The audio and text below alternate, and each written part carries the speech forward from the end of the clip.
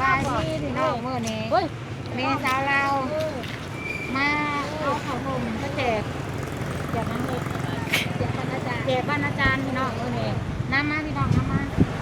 เดี๋ยวสาวเราจะไป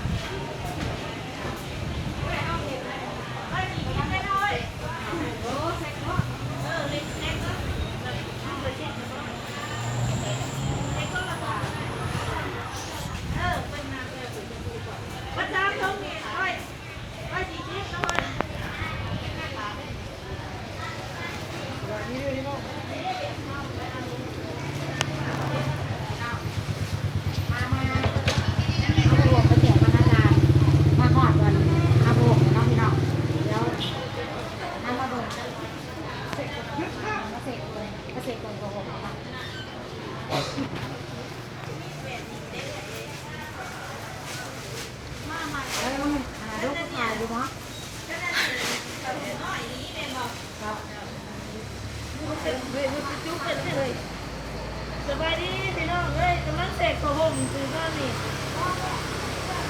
เสกอะไรอย่างเงี้ยลูกเขียวได้ดังมาเลยมือว่าน่าเจอได้ถึงเมื่อนั้น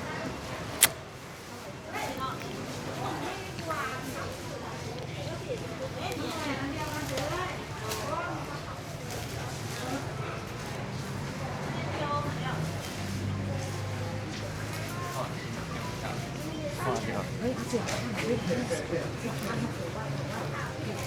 กระซิบเนาะ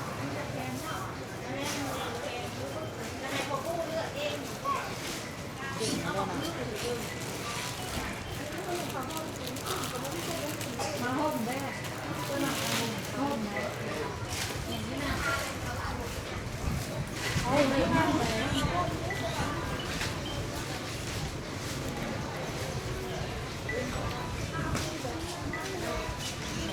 เฮ้ย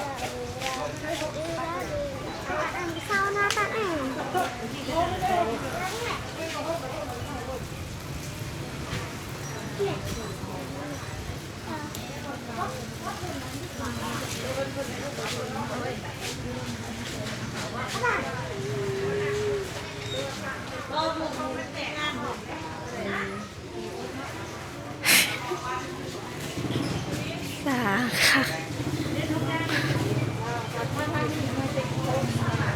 มาไปพื้นน่ะฮะนี่บ่สี่ทิศน่ะเดินไปแนวข้างล่างน่ะอ๋อตั้งกลางเฮ้ยบ่ห้องเอาพ่อลูกดูว่ะ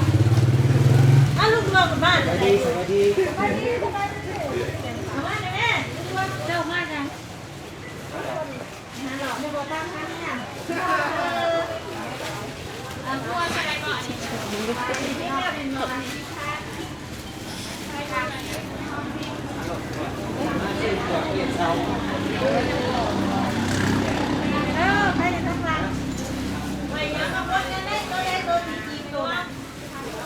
ปะ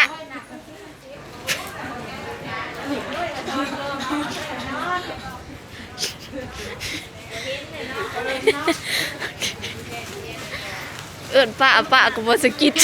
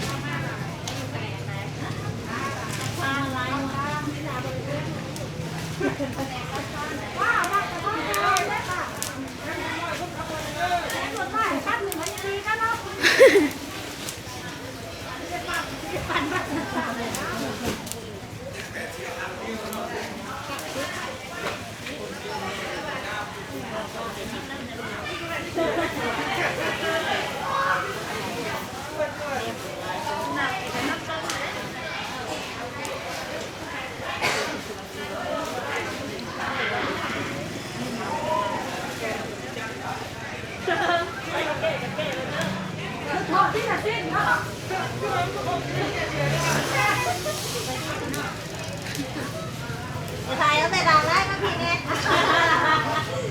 มันนึกเนี่ยก้มหนักก้มดักกระดักกระโจนไม่ด่า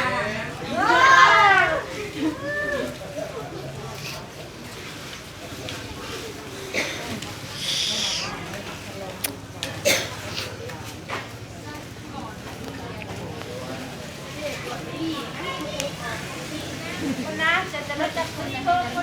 คนไหนแต่ว่าอยากเขาเลยเล่นเท่ใหญ่จะดีเท่ากันเล่นเท่ากับเจ้าน้ำเงินตลอดตั้งแต่เด้อแต่เด้อเมื่อวานไม่เจอเลยทำไปเลยแล้วชิ้นนี้มาวุ้นดูเรื่อยเลย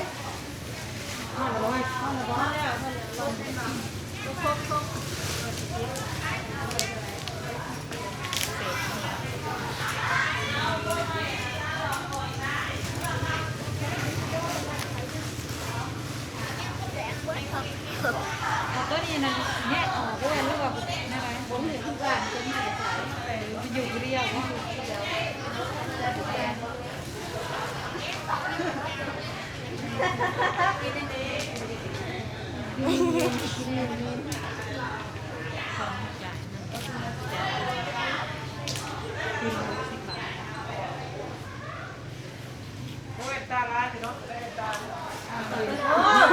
นี่เนี่ยเอาแป้งไหมค่ะ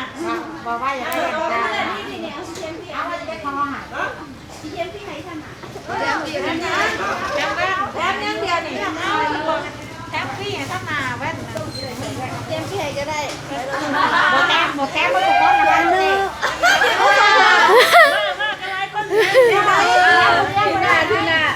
แถมให้เด็กทุกเบอร์ทุกเบอร์เรื่องของมันตัวลายจะเอา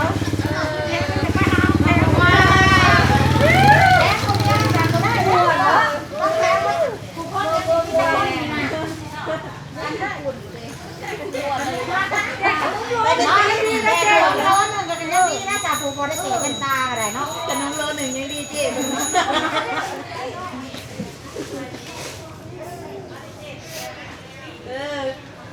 นแท้แม่นตาเจ๊มันใจดีแท้แม่นตาเดี๋ยวเอากับมาหาเจ๊เรื่อยๆเลยสั่งอะไรเนี่ยหลอดนี่สั่งอะไรเต็มหนักเต็มอัดเลย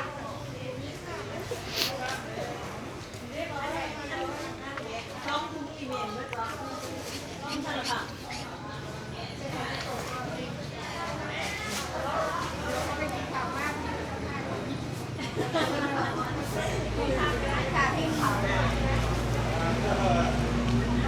โอ้ยบ่าวไว้เลยได้แว่นตา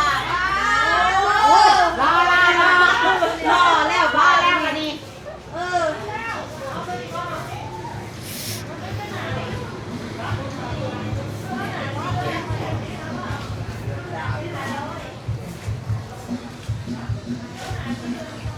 มันเหนียวซะ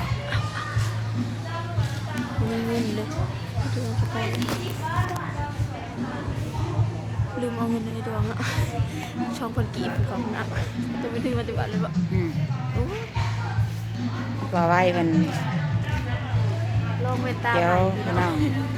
คลิปมันจะได้จบแล้วเนี่ยวันนี้ก่อนพี่น้องไปพอกันอยู่อาจารย์พี่น้อง